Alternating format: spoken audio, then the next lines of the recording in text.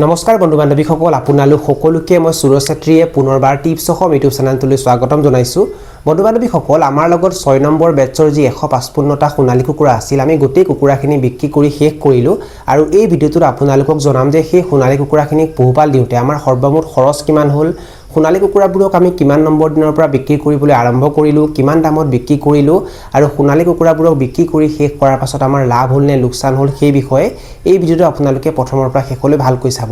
আৰু যদি আপোনালোকে এই চেনেলটোত প্ৰথমবাৰ আহিছে তেনেহ'লে চেনেলটো ছাবস্ক্ৰাইব কৰি ওচৰতে থকা বেল ঘণ্টিটো প্ৰেছ কৰি দিব। চাওক বন্ধু বান্ধৱীসকল, আমি 1 মে 2026ত আমাৰ ফাৰ্মত 155টা সোণালী কুকুৰাৰ পোৱালি ভৰাইছিলোঁ আৰু এই 155টা সোণালী কুকুৰাৰ পোৱালি আমি বেলেগৰ পৰা কিনা নাই, আমাৰ নিজৰ ইনকুবেটৰ মেচিনৰ পৰা উলিয়াইছোঁ। সেইকাৰণে পোৱালিৰ খৰচ ইয়াতে শূন্য হ'ব।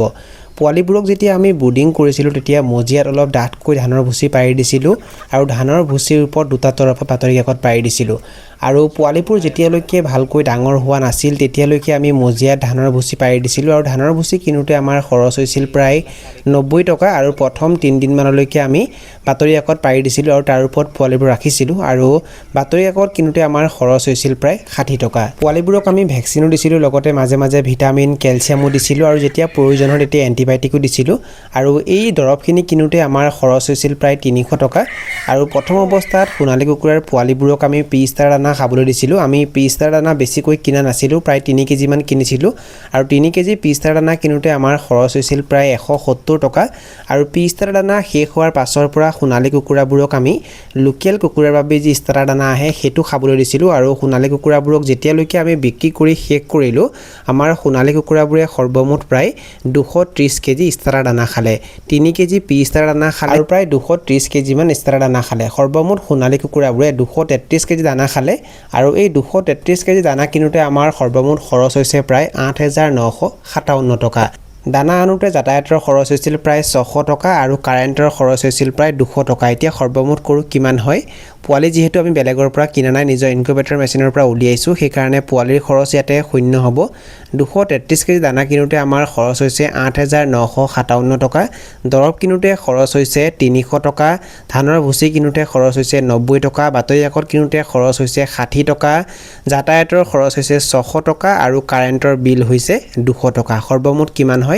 10,207 টকা। মানে এই সোণালী কুকুৰাবোৰক যেতিয়ালৈকে আমি বিক্ৰী কৰি শেষ কৰিলোঁ তেতিয়ালৈকে আমাৰ সৰ্বমুঠ খৰচ তথা ইনভেষ্টমেণ্ট কিমান হৈছে? 10,207 টকা। এতিয়া আপোনালোকক জনাম যে এই সোণালী কুকুৰাখিনিক আমি কিমান নম্বৰ দিনৰ পৰা বিক্ৰী কৰিবলৈ আৰম্ভ কৰিলোঁ, কিমান দামত বিক্ৰী কৰিলোঁ আৰু সোণালী কুকুৰাবোৰক বিক্ৰী কৰাৰ পাছত আমাৰ লাভ হ'ল নে লোকচান হ'ল সেই বিষয়ে ভিডিঅ'টো আপোনালোকে স্কিপ নকৰাকৈ শেষলৈ ভালকৈ চাব।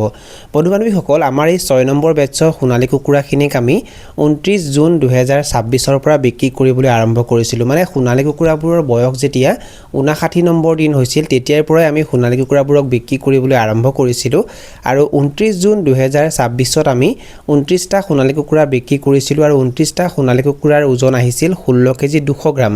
আৰু সেইদিনাখন প্ৰতি কেজি আমি 250 টকাকৈ বিক্ৰী কৰিছিলোঁ আৰু 16 কেজি 200 গ্ৰাম সোণালী কুকুৰাক 250 টকা প্ৰতি কেজিকৈ বিক্ৰী কৰাৰ পাছত আমি পাইছিলোঁ 4,050 টকা। তাৰ পাছত 2 জুলাই 2026ত আমি 40টা সোণালী কুকুৰা বিক্ৰী কৰিছিলোঁ আৰু 40টা সোণালী কুকুৰাৰ ওজন আহিছিল 27 কেজি 100 গ্ৰাম আৰু সেইদিনাখন প্ৰতি কেজি আমি 250 টকাকৈ বিক্ৰী কৰিছিলোঁ আৰু 27 কেজি 100 গ্ৰাম সোণালী কুকুৰাক 250 টকা প্ৰতি কেজিকৈ বিক্ৰী কৰাৰ পাছত আমি পাইছিলোঁ 6,775 টকা। তাৰ পাছত 6 জুলাই 2026ত আমি আকৌ 37টা সোণালী কুকুৰা বিক্ৰী কৰিছিলোঁ আৰু 37টা সোণালী কুকুৰাৰ ওজন আহিছিল 25 কেজি 900 গ্ৰাম আৰু সেইদিনাখনো আমি 250 টকা প্ৰতি কেজিকৈ বিক্ৰী কৰিছিলোঁ আৰু 25 কেজি 900 গ্ৰাম সোণালী কুকুৰাক 250 টকা প্ৰতি কেজিকৈ বিক্ৰী কৰাৰ পাছত আমি পাইছিলোঁ 6,475 টকা। তাৰ পাছত 7 জুলাই 2026ত আমি এটা মতা কুকুৰা বিক্ৰী কৰিছিলোঁ আৰু তাৰ ওজন আহিছিল 660 গ্ৰাম আৰু সেইদিনাখন আমি 350 টকাকৈ বিক্ৰী কৰিছিলোঁ আৰু আমি পাইছিলোঁ 230 টকা। আমি সৰ্বমুঠ 155টা সোণালী কুকুৰাৰ পোৱালি ভৰাইছিলোঁ আৰু সোণালী কুকুৰাবোৰক যেতিয়ালৈকে আমি বিক্ৰী কৰি শেষ কৰিলোঁ তেতিয়ালৈকে প্ৰায় 6টামান মৰিছে, মানে মৰ্টেলিটি 6টা হৈছে আৰু আমি 107টা সোণালী কুকুৰা বিক্ৰী কৰিলোঁ আৰু 107টা সোণালী কুকুৰা বিক্ৰী কৰি আমি টকা পালোঁ কিমান? 17,530 টকা। বন্ধু বান্ধৱীসকল, আমাৰ লগত এতিয়া বৰ্তমান প্ৰায় 42টা সোণালী কুকুৰা আছে আৰু এই সোণালী কুকুৰাবোৰক আমি বিক্ৰী নকৰোঁ, ইহঁতক আমি কণী উৎপাদনৰ বাবে ৰাখিছোঁ। ইহঁতে যেতিয়া কণী দিব তেতিয়া সেই কণীখিনি আমি ইনকুবেটৰ মেচিনত ভৰাম আৰু তাৰ পৰা পোৱালি উলিয়াম আৰু এই সোণালী কুকুৰাখিনিৰ গড় ওজন এতিয়া যদি আমি প্ৰায় 650 গ্ৰামকৈও ধৰোঁ 650 গ্ৰামতকৈ বেছি হ'ব তথাপিতো আমি গড় ওজন যদি 650 গ্ৰাম মানকৈ ধৰোঁ তেনেহ'লে 42টা সোণালী কুকুৰাৰ সৰ্বমুঠ ওজন কিমান হ'ব 27 কেজি 300 গ্ৰাম আৰু এই 27 কেজি 300 গ্ৰাম সোণালী কুকুৰাক যদি আমি 250 টকা প্ৰতি কেজিকৈ বিক্ৰী কৰি দিলোঁ হয় তেতিয়া আমি কিমান পালোঁ হয় 6825 টকা 107টা সোণালী কুকুৰা বিক্ৰী কৰি আমি পাইছোঁ 17530 টকা আৰু তাৰ লগত যদি আমি 6825 টকা যোগ কৰি দিওঁতে কিমান থাকিব 24355 টকা আৰু এই কুকুৰাখিনিক পোহপাল দিওঁতে আমাৰ খৰচ কিমান হৈছে 10207 টকা আৰু যদি আমি 24355 টকাৰ পৰা 10207 টকা বিয়োগ কৰি দিওঁতে কিমান থাকিব 14148 টকা মানে এই সোণালী কুকুৰাখিনি পোহপাল দি আমাৰ কিমান টকা লাভ হ'ল প্ৰায় 14148 টকা বন্ধু বান্ধৱীসকল সোণালী কুকুৰাৰ হোলচেল মূল্য কেতিয়াবা প্ৰায় 320 টকা বা 330 টকাও হয় আৰু বৰ্তমানে আমি কণী উৎপাদনৰ বাবে যি 42টা সোণালী কুকুৰা ৰাখি থৈছোঁ সেইখিনি আমি 250 টকা প্ৰতি কেজিকৈ হিচাপ কৰিছোঁ আৰু এই সোণালী কুকুৰাখিনিক যদি আমি 250 টকা প্ৰতি কেজিকৈ বিক্ৰী নকৰি 300 টকা বা 320 টকা প্ৰতি কেজিকৈ বিক্ৰী কৰোঁ তেতিয়া কিন্তু আমাৰ লাভ আৰু বেছিকৈ হ'ব বন্ধু বান্ধৱীসকল বৰ্তমানে আপোনালোকে এই ভিডিঅ'টো ক'ৰ পৰা চাই আছে আৰু আপোনালোকৰ ঠাইত সোণালী কুকুৰাৰ দাম প্ৰতি কেজিত বৰ্তমানে কেনেকুৱা চলি আছে লোকেল কুকুৰাৰ দাম কেনেকুৱা চলি আছে লগতে আমাৰ যি লাভ হৈছে সেই লাভ কেনেকুৱা হৈছে সেইটো কমেণ্ট ছেকশ্যনত কমেণ্ট কৰি নিশ্চয় জনাব